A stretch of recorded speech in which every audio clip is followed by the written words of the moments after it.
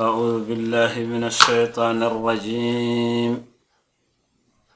بسم الله الرحمن الرحيم. الحمد لله رب العالمين، والصلاة والسلام على رسول الله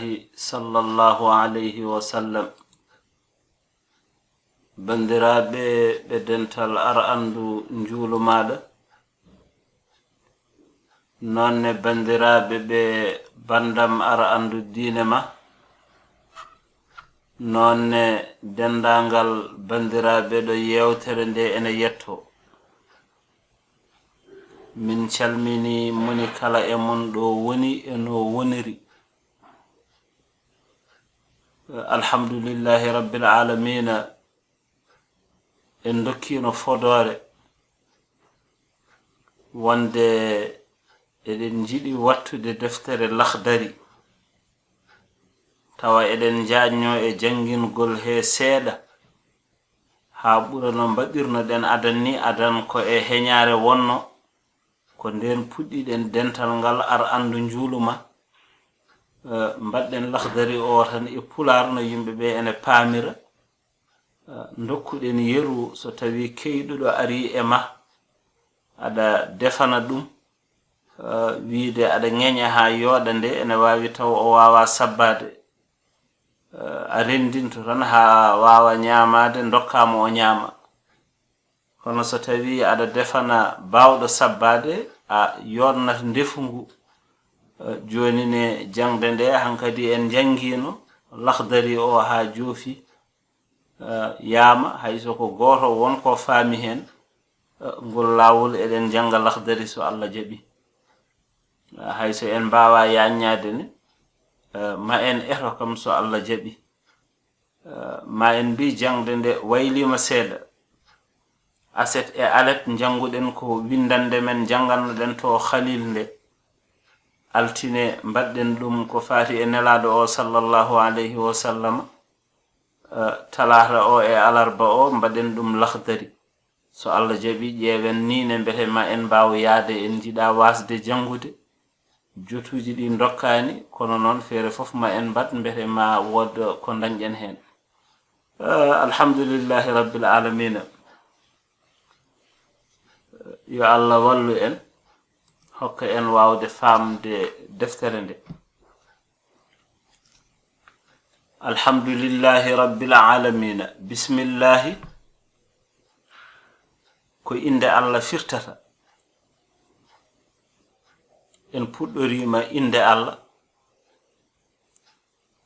Ko fuɗɗora inde Allah noon ene hasi Allah newnana en mbawen jofnude ɗum. Ya rabbi fa kaunuka mahmudan ilahan rabban rahmanan rahiman malikan ma'budan musta'inan hadiyan mun'iman iyyaka na'budu wa iyyaka nasta'in. Ar-Rahmani ko jom yurmede huptudinde. Nden yurmede hunde kala heƴi e mayre. Julɗo heƴi e yurmede nde, keferema kadi ene heƴi e yurmede nde. Kala ko Allah tagi ɗo e aduna he, sa jaɓimo e sa jaɓanimo, ko gurnowoma. Sa salani momone ko gurnowoma. Ko poɗɗa wurde ko ma hokke no gurduɗa. Ɗum eɗen paama ɗum e aduna he. Aɗa yiya biyeteɗo jaɓanani Allah, kono e gurdam aduna omo jogii ko wiyeteɓe jaɓanɓe Allah ɓe ngala. Ko Allah feccanma ɗo e aduna ko goto fof heɓat hen. Won nokkuji so toɓoli ngari hen wona nokku demeteɗo, ene lorla yimɓe ɓe, kono wonko naftata toon goɗɗum ɓenne ko e yurmede he jeeya alay sago toɓoli ɗi ngara e mum'en. Ndeke noon Ar-Rahmani, Allah o ko joom yurmede huptudinde. Ar-Rahimi ko joom yurmede heerinde. Nden ko julɓe tan heerani aduna, ko julɓe tan kadi nde heerani to laakara. Ay jabde Allah ko yurmede. Kono noon ko an mo Allah hokki e nden yurmede o tan mbawa jabde Allah. ada anda dum so tawi a hawri e jiddo jabde Allah hande ene wiya yo wi ashhadu an la ilaha illa Allah yewa kongol ngol no ngol wayi webde e demgal ma an mo Allah newnani ngol o kanko naatowo e yurmende nde hande o jiyanu ngol wayi sattude e makko kiba non mo endani wiide ene naata o ndeke non wawdema haalde kongol ngol kala ko woni e ma e tergal nana e makko kono o wawa haalde ngol ko yurmende heerinde nde yettaki mo haadi koye ma an julɗo o ene jogi sifaji goɗɗi no ene faamiro wadde non arrahimi Allah woni joom yurmende heerinde heeranide julɓe aduna e laakara fof joom deftere o wi alhamdulillahi jettode godani Allah jettode de fof nde wonde jettode de fof artata tan ko e yettode wotere kanje fof ko Allah ena yetta hoore mum sa hucci e neddo a yetti dum ko sababu mo neddo o wadi ha jettudamo o dillindo mo ha wadi on sababu o ko Allah ndeke yettode nde ruttoto ko e Allah so tawi a yetti Allah yettode nde ko e Allah so Allah yetti tagore kadi ko gollal ngal tagore nde golli ngal gollal kadi kanko yamiri hangal golla wadde yettode nde ko e makko artata wadde non hamdu qadimin li qadimin e hamdu qadimin li hadithin e hamdu hadithin li qadimin e hamdu hadithin li hadisin o fof ko yettode Allah tan woni do jettode godani Allah jeydo binde o wi wassalatu wassalamu ala sayyidina Muhammadin khatimin nabiyina kisal e yurmende fof yo won e ko ho men o woni gardido men o holi on timmode annababe kanko woni timmode annababe ko nonne kadi wo imamul mursalina kanko woni almami nelabe omo haala e nder deftere he o wi awwalu ma yajibu ala al mukallafi tashihu imanihi so neddo wiyama ko kellifaado arwande ko waddi e kellifaado tashihu imanihi ko sellirinde imanagal makko do aswa hellifede do a noddiraka julde a noddiraka horde ada gongdini Allah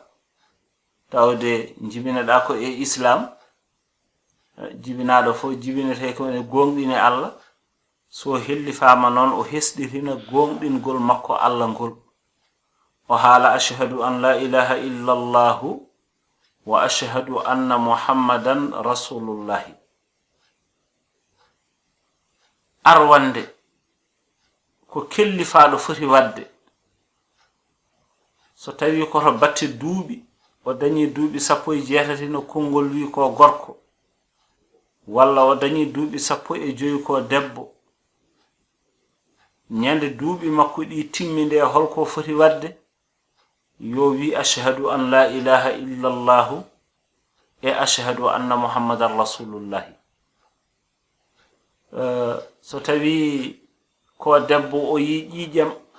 hay so dañani duubi 15 ƴiƴam makko fi layro ari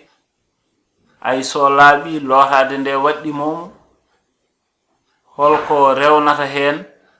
ashhadu an la ilaha illa Allah e ashhadu anna Muhammadar rasulullah walla so tawi o jibini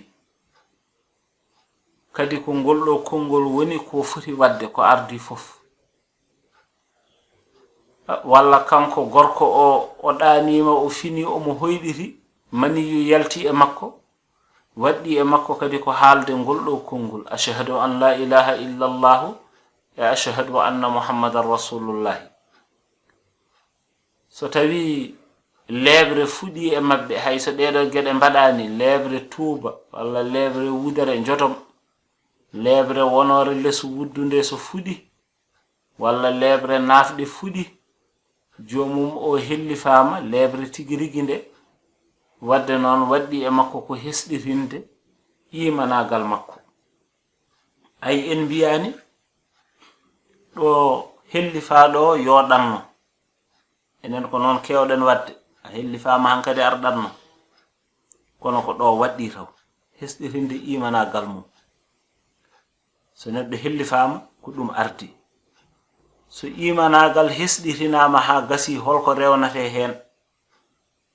awwalu ma yajibu ala al mukallafi tashihu imanihi hol gondo mukallaf huwa al balighul aqilu kellifaado keptudo nelal nelado o sallallahu alayhi wa sallam yetti ko kalden sifaji dido jalti e makko te on saha taw omo haqqili balaghatuhu da'watu dinil islamiyyi noddandu diine islam yaharandu yetti momo o andi ko woni islam waddi e makko ko hesdirinde imanagal makko holko woni imanagal wete iman huwa tasdiqu bima ja'ana bihi nabiyuna muhammad sallallahu alayhi wa sallam wete imanagal ko gongdinde ko nelado o sallallahu alayhi wa sallama addi ko addi min indillahi ta'ala umrade e jomiraado towdo imanagal ene jogi dosde ngal kanyum woni ngorondi holko woni ngorondi imanagal ngorondi imanagal woni gomdinande Allah jabande Allah al imanu billahi ta'ala ko a gomdinto Allah towdo o umo wodi wa bi malaikatihi al-kirami gomdina malaikaje Allah teddudi di wa bi kutubihi al-muqaddasati gomdina defte Allah cennade de Qur'ana Tawreta e Injila e Zabur gomdina de defte suhufi Ibrahima en nanton dido fof nana natundiri gomdina halullaji ummidi e Allah wa rusulihi al-ma'sumina gomdina nelabe Allah sallallahu alayhi wa sallam yo kisal e yurmende won e mabbe kambe kala kadi ko be reenabe be ngona addobe ko wodani gomdina be nelabe ne wal yawmil akhir gomdina nyalawma ciakkitto ko garowo darnga wabil qadari khayrihi wa sharrihi gomdina hoddiro ko weli hen ko e ko haadi hen ko weli hen ko e ko metti hen ko ani yata dum ko metti kono ko Allah wadi ko ala hen ko mettata ene jogi ko dum nafarma ka anda kala hen gedel gomdina ganda Allah baddo dum o ene jogi ko wadiri dum ay dedo gede jeegom dedo ngoni ngorondi imanagal gomdinande Allah gomdina malaikaaji Allah teddudi di gomdina defte jippinaade de gomdina nelabe Allah be gomdina nyalawma darnga gomdina hoddiro ko weli hen e ko metti hen gomdinde Allah ene jogi dalillaji sabu Allah wi ko fa'alam annahu yajibu kanko jom deftere oya omo haalana en gomdinde Allah nde ene jogi dalillaji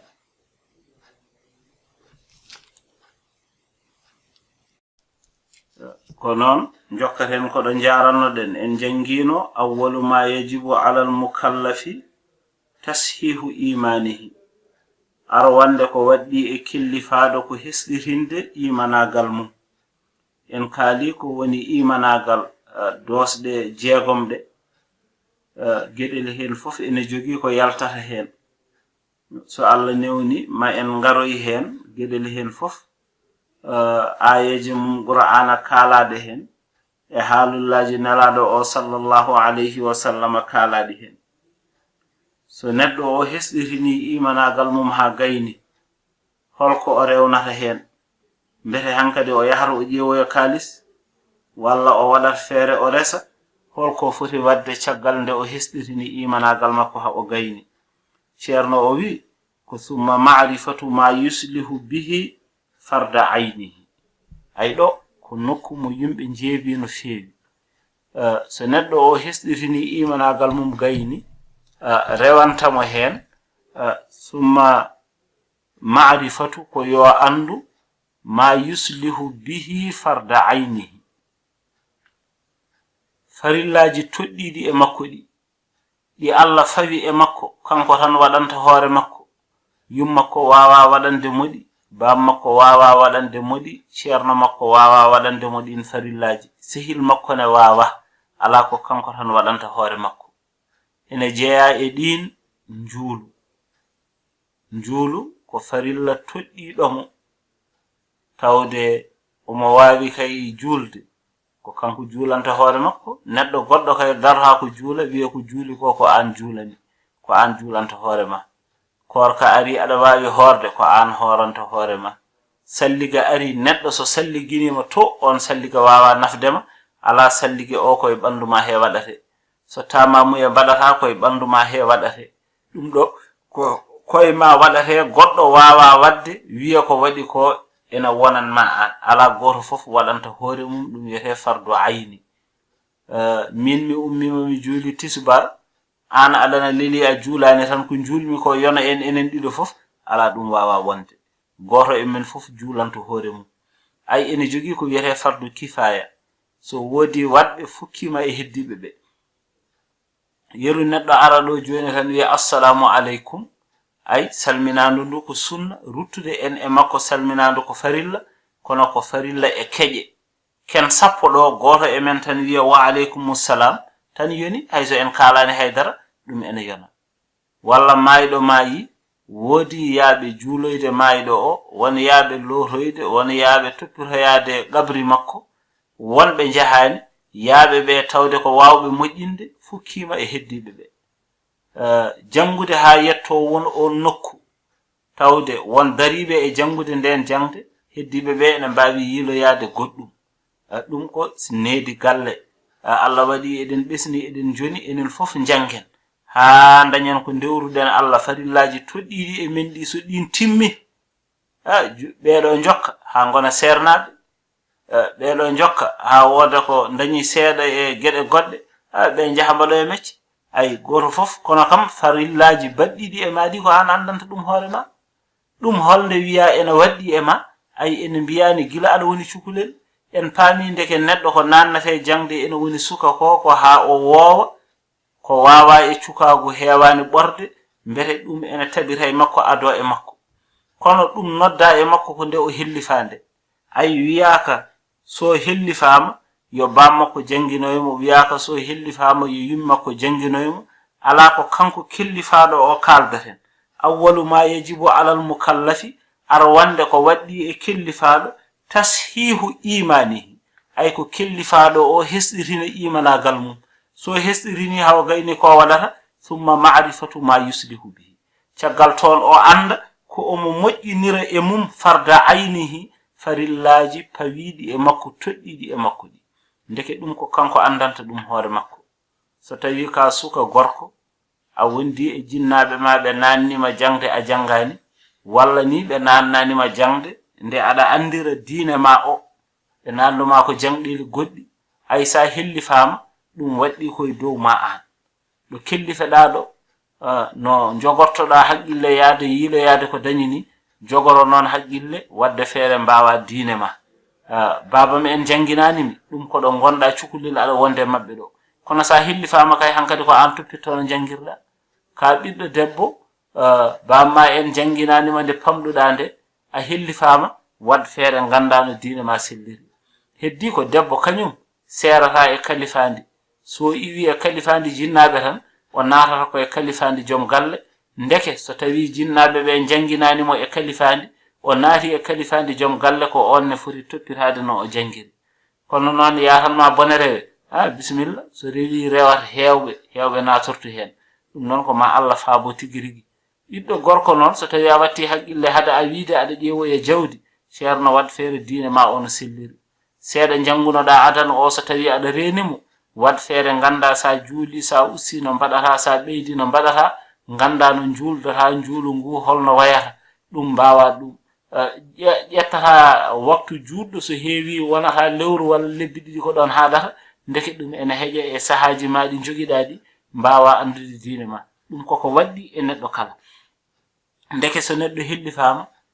so hesɗirini imanagal makko tan rewi hen ko yo andu no omo moƴƴinira farillaji pawiɗi e makko hollin farillaji ceerno wi ka ahkami salati ko wayno ñawoji julde sa wiyama ñawoji julde hankadi juulu ngu ñawoje gonɗe hen ɗe fof no jangirte no jaggirte e koppi no sujjirte no jooɗorte so wonko yejjita no heɓɓitorte ɗum ɗo fof ganda ɗum an killifaɗo o wattaharati laaɓal kadi to batte salligi to batte tamamuya to batte lotgal ɗum ɗone kadi sa hellifama a andat ɗum ɗo ko an andanta ɗum hoorema an waɗata feere no gandirɗa ɗum ngam ha mbawa hutorade ɗum woni wattaharati ha joni kadi e laaɓal ko noonne kadi wasiyami e korka so tawi neɗɗo hellifama kadi ha joni waɗat feere no andiri ñawoje korka ɗe o anda so tawi omo hoora ɗum ɗo mi foti wattude hoorde somi hoori korka so waɗama ni boni so korka wayini ko ni moƴƴirta ɗum ɗone kadi alay sago ande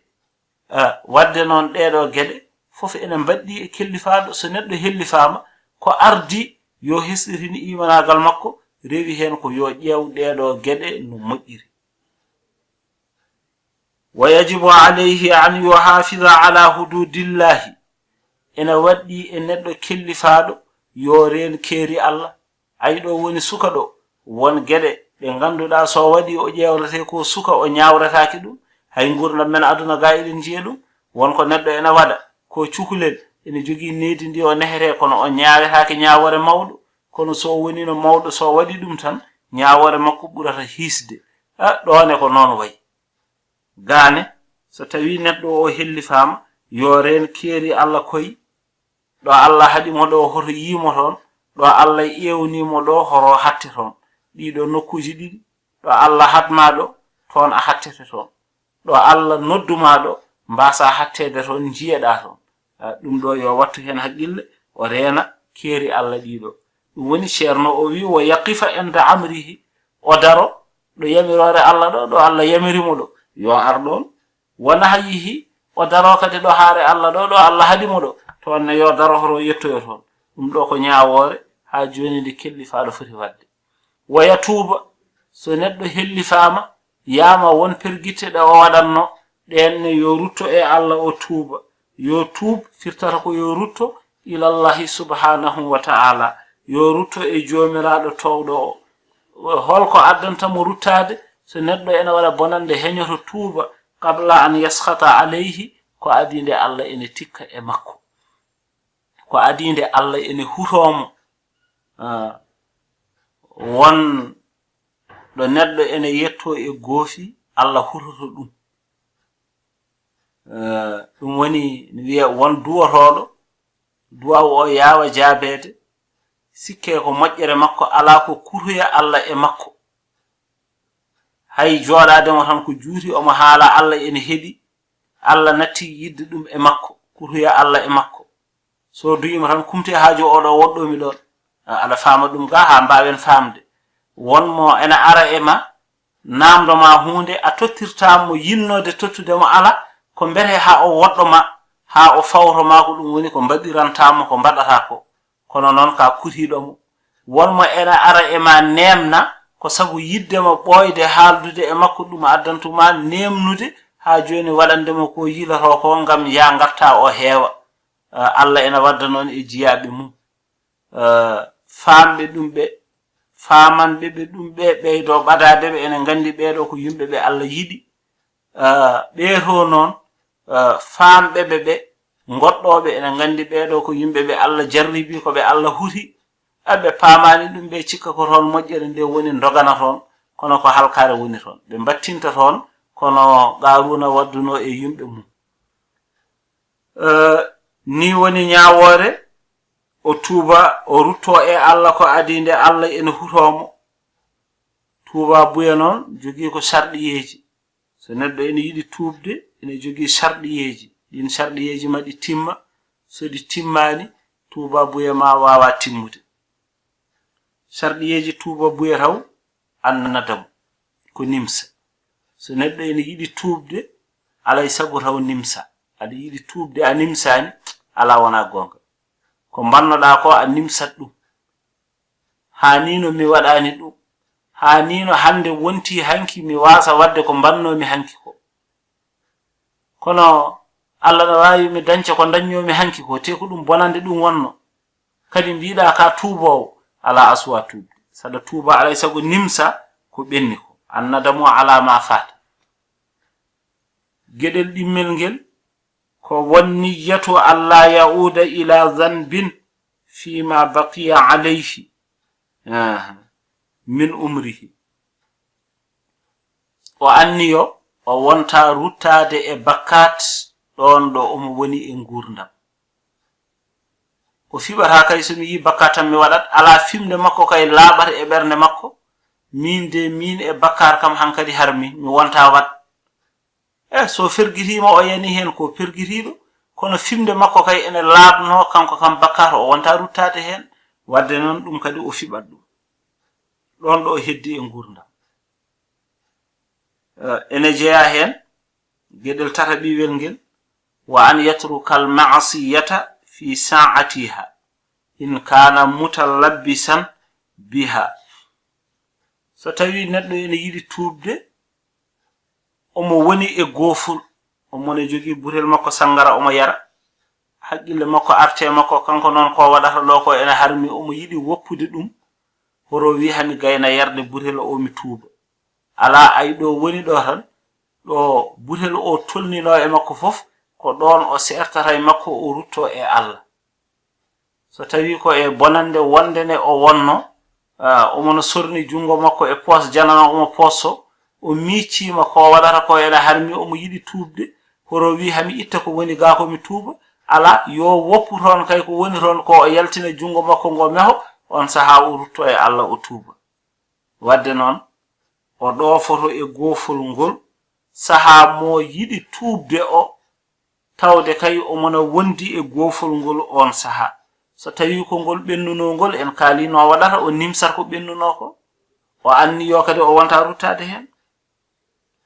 wala yahillu an yu'akhkhara at-taubata dagaki tuuba buya nemne an awadi bonande male badanno da biya ha jango mi tuuba ha do e lebbi mi tuuba ha mi mawna mi tuuba ala dum daganaki neddo sabu dum so tawi a luggidinima e jewde jomum o way kono gongdinani kongol jomiraado wiide mayde koko bettata so tawi ada andi mayde koko bettata hunde bettore ma de a andano ardata a andande arata teso ari ala ko bawda hebbitaade ciagal ton ada andi kadi ndedo bonande ene wodi a jabani ruttade Allah e ndedo ruttade e Allah e ndedo bonande ada wiya ha firti ko a gongdinani ngol ga kongol te wasde gongdinde kongol jomiraado non dum ko e kefeero wadde non neddo o yawno o tuuba o wasa nemnude tuuba buya dagaki neddo nemna tuuba buya kadi horo neddo wiyat hatta yahdiyanillahu horo neddo wi ha Allah fewnami min kay an tuub ala min kay ha Allah fewnami so Allah yidi yomi fewmo mi few ala won winobe ni dañani hen jam horo yantu e mabbe sabu fa innahu min alamati ash-shaqa'i wal khidlani wa tamsil basirati wiide ha Allah fewnami dum ko e male malki sede ko e wemnede ko e wumnede gite bernde hankadi ko gumde melsiride wonta yiide ko ene nafa ko dum addanta joomum haalde ngol kongol kono jojjo haalata ngol kongol ɗo noon ko ɗo windande men dartoro so Allahu lamɗo o jaɓi ha bindande men garoje on saha ma en jokkoy mbadiren hono ni ƴeewen hankadi so ma wod ko pamɗen e deftere he jiɗɗen noon ko mbete ena wasa wadde duttal lawol gongol mo ɗum ari e mum fof ƴeewa no moftiri ɗum hande kam ɗo ene mofti ene weeɓi ha tengti e garoji ga e YouTube ɗi so tawi aɗa aboni aɗa wawi télécharge ɗum mofta hayso ko e ngandi téléphone he tan ngandi weeyo ngo ene mofto toon aɗa jogui toon nokku jaajƴo mo mbawɗa moftude tawa wona aɗa itta aɗa waɗa e nder carte walla aɗa waɗa e goɗɗum saha mo gonda e yebde o tan ene waɗa flèchel gotel less ɗo téléchargement ɗo sa waɗi ɗon o télécharge hayso connexion ma heewano a waɗi noon tan télécharge ha gasi ɗo hayso connexion o kurpi haɗata aɗa wawi yebde jebta laabi ɗum noon yo Allah wallu enen kala dañen no eɗen kutoro ɗum no eɗen mbawa naftorade ɗum on jaram ko Bocar Ahmad Diop Tunwadibu amin mbiya on ketki jam